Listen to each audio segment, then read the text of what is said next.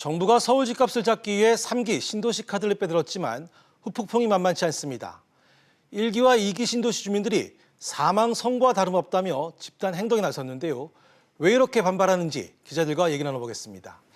김한진 기자, 네. 정부의 3기 신도시 카드 결국 서울 집값을 잡기 위해서였던 거죠? 네, 그렇습니다. 문재인 정부의 부동산 정책 밑그림을 그린 김수현 정책실장은 현 네. 정부에서 집값 폭등은 없을 것이라고 호언장담을 했었죠. 네. 하지만 연이은 대책을 비웃기라도 하듯 서울 집값이 치솟자 지난해 대출을 옥죄고 종부세 등 세금을 강화하는 역대급 고강도 규제책인 9.13 대책을 내놨는데요. 이와 함께 후속 조치로 3기 신도시라는 공급 확대 카드를 꺼낸 겁니다. 서울과 가까운 수도권에 주택 30만 가구를 공급해서 서울의 일부 수요를 흡수하면 수도권과 서울 부동산 시장도 안정될 것으로 본 겁니다. 알겠습니다. 자, 강상 기자. 네. 3기 신도시 어디에 몇 가구나 생기는 겁니까? 네, 30만 가구 규모인 이 3기 신도시 입지 예정지는 3차에 걸쳐서 공개됐는데요. 지난해 1차로 지정된 예정지는 광명 하안이동과 인천 거맘, 의정부, 우정, 시흥 등 17곳에 3만 5천 가구 규모고요. 그 다음에 2차 예정지는 남양주 왕숙지구, 하남, 인천 계양, 과천 등 15만 5천 가구 규모입니다. 네. 지난 7일 3기 신도시의 마지막 퍼즐인 3차 예정지는 고양시 창릉과 부천 대장, 안산 장상 등 11만 가구인데요. 2020년 지구 지정과 2021년 지구 계획 등을 거쳐서 2022년부터 첫 입주자를 모집할 예정입니다. 자, 그런데 이 3기 신도시들은 그 1기와 2기 신도시들을 교훈 삼아서 차별화를 내세웠다면서요. 네, 3기 신도시, 이 경기도 고양시 창릉동은 서울 경계선으로부터 1에서 2km의 위치해 있어서 1기 5km와 2기 10km와 비교하면 서울 도심과 가장 가깝습니다. 예. 이런 입지 조건 외에도 3기 신도시는 1, 2기 신도시들이 교통 인프라 부족으로 실패한 이 전철을 밟지 않기 위해 선교통확충 후개발 원칙을 앞세웠는데요. 네. 고양시 창릉동은 지하철 6호선 세전역부터 고양시청을 잇는 고양선을 신설하고요. 부천시 대장동에는 광역급행버스, 이 BRT 노선을 신설해 서울과의 접근성이 뛰어나다는 점이 특징입니다. 서울 도심권에 30분 내 접근이 가능한 도시입니다. 고양 창릉은 서울로부터 1km 이내에 위치하고 부천 대장은 서울과 연접해 있는 등. 자, 그런데 3기 신도시는 발표도 하기 전에 입지 선정을 둘러싸고 잡음일기도 했습니다. 자, 그래서인지 3차 입지는 그 예정보다 서둘러서 발표를 했지만 뒷말이 너무 많았습니다. 네, 원래 6월 말로 예정됐던 이 3차 택지 공개가 2달 가까이 좀 빨리 진행이 됐는데요. 예. 최근 서울 집값 급등의 진앙지인 일부 강남 재건축 단지에 급매물이 사라지고 호가가 다시 오르는 모습을 보였습니다. 예. 그러자 부동산 시장에서는 정부가 시장에 안정 메시지를 주기 위해 발표를 서둘렀다고 보고 있는데요. 국토부는 철동 보안에 신경을 썼지만 고양 창릉지구가 지난해 도면이 유출돼 말이 많았던 후보지와 이 상당 부분 겹친다는 논란에 휩싸였습니다. 예. 그래서 3기 신도시를 반대하는 일산 신도시연합회는 이 투기 세력에게 로또 분양권을 줬다며 고양지구 지정 전면 철회를 주장하고 있는데요. 예. 이 지역은 지난해 원흥지구 도면 사전 유출 때 국토부가 1차 대상에서는 제외했지만 이번에는 시장 교란 행위가 적다며 포함을 시켰습니다. 자, 도면 유출 외에도 그 3기 신도시 후보지 발표 이후에 그 기존 신도시 주민들이 강력하게 반발하고 있습니다. 자, 도대체 왜 이렇게 반발을 하는 겁니까?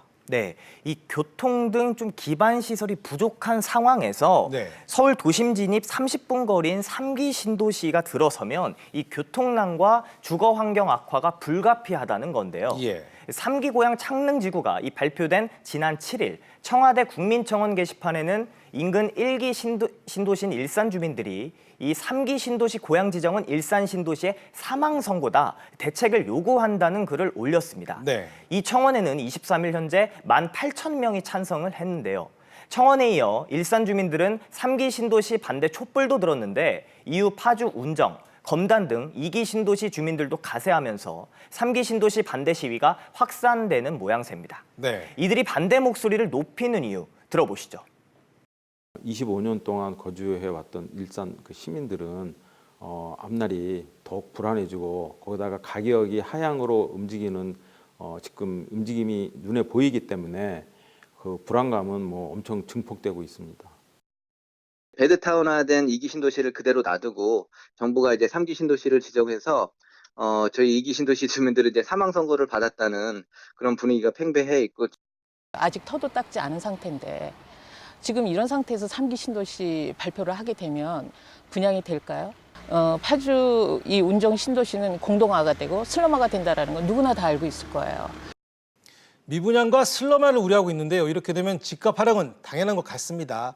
자, 김 기자. 네. 3기 신도시 3차 후보지 발표 이후 기존 신도시 집값 어느 정도나 떨어졌습니까? 네, 수도권 주택시장 침체만 불러일으킬 것이라는 우려가 일정 부분 현실화가 됐습니다. 예. 지난 7일 3기 신도시 입지가 발표된 이후 아파트 매매 가격 지수를 보면요.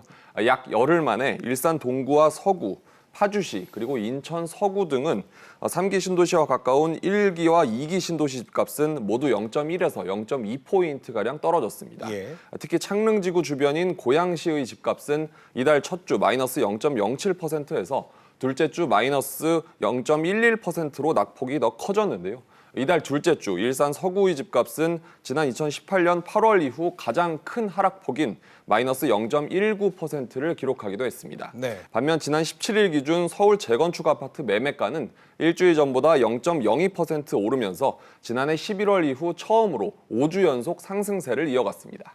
자, 김 기자. 네. 2기 신도시 그 교통망 확충이 지지부진한 것이 그 실패 요인으로 거론되고 있는데 네. 어느 정도입니까? 네, 2000년대 개발된 2기 신도시는 자족도시로 성공했다고 평가받는 네. 판교를 비롯해서 위례와 파주, 운정 등 10곳입니다. 예. 이 가운데 3기 신도시 지정에 강력하게 반발하는 파주, 운정과 인천, 검단, 그리고 동탄 등은 교통망이 제대로 갖춰져 있지 않아서 출퇴근 때면 교통난이 심각합니다. 예. 국비 투입 없이 입주민이 내는 광역교통 부담금 100%로 교통시설을 마련할 예정이었는데 10년 가까이 별다른 움직임이 없고요.